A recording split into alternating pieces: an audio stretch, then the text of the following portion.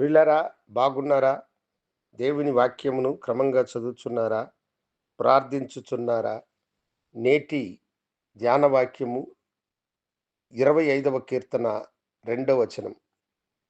భక్తుడైన దావీదు యొక్క ప్రార్థన. ఆయన ఏమంటున్నాడంటే, నా దేవా, నీయందు నమ్మకయుంచియున్నాను. నన్ను సిగ్గుపడనీయకు. దేవా, నేను నీయందే నమ్మకము కలిగి ఉన్నాను. నన్ను సిగ్గుపడనివ్వకు అని అంటున్నాడు.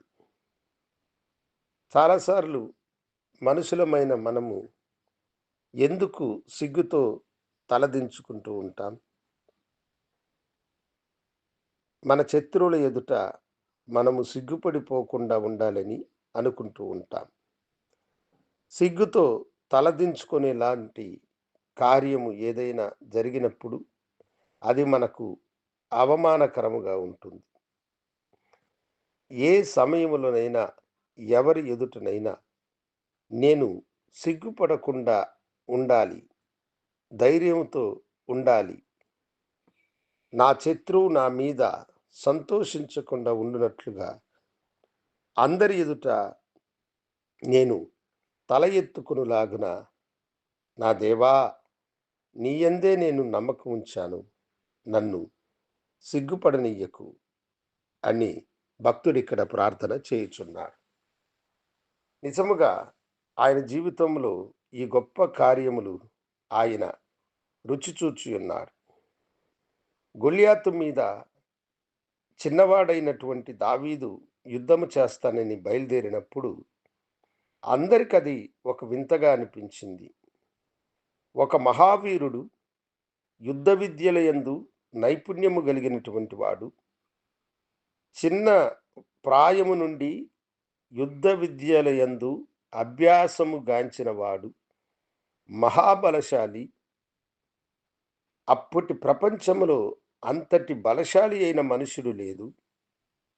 అలాంటి బలశాలి అయిన మనుషుణ్ణి సింహపు ముందు వెలుక నిలబడినట్లుగా ఈ చిన్నవాడు అతని దృష్టికి ఎలిక వంటి వాడు కదా!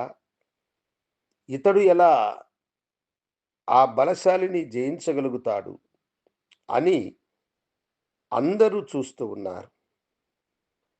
ఒకవేళ దేవుని సన్నిధిలో భక్తుడైన దావీదు ఈ ప్రార్థన కూడా తన మనసులో చేసుకొని ఉండొచ్చు. నా దేవా, నీయందే నేను నమ్మకముంచుచున్నాను. నన్ను సిగ్గుపడనీయకు అని. కనుక దేవుని పేరట ఆ బలవంతుణ్ణి అతడు ఒక చిన్న రాతితో కొట్టి పడవేసి అతని తలను ఛేదించినాడు. చూసే జనసమూహము అబ్బురపడినట్లుగా, ఆశ్చర్యపడినట్లుగా దేవుని ఘనకార్యమును అతడు జరిగించి ఇశ్రాయేలు ప్రజలకు రక్షణ వచ్చినట్లుగా చేసినాడు. దేవుడు అతని శత్రువుల ఎదుట అతడి శత్రువులు ఉల్లసించున్నట్లుగా వారి ఎదుట అతన్ని సిగ్గుపరచకుండా తల ఎత్తుకొనున్నట్లు చేసినాడు. ఈ దినము దేవుడు నీతో కూడా చెబుతున్న మాట అది. శత్రువు ఎంత బలవంతుడు అని నువ్వు జడియకు, భయపడకు. దేవుని సన్నిధిలో ప్రార్థించు. ప్రభువా, నేను నీయందే నమ్మకం ఉంచి ఉన్నాను.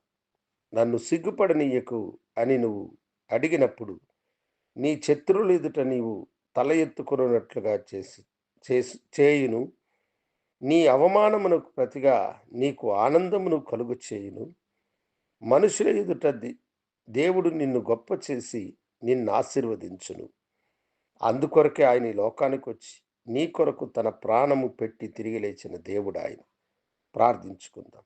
మహాగణుడా, శత్రువుల ఎదుటను, లోకస్తుల ఎదుట నీ బిడలు సిగ్గుపడిపోకుండా తల ఎత్తుకొనున్నట్లు మీరు కృప చూపించమని యేసు నామమున అడిగి వేడుకొంచున్నాము తండ్రి. ఆమేన్. శుభోదయం. ప్రభు మిమ్మలను దీవించునుగాక.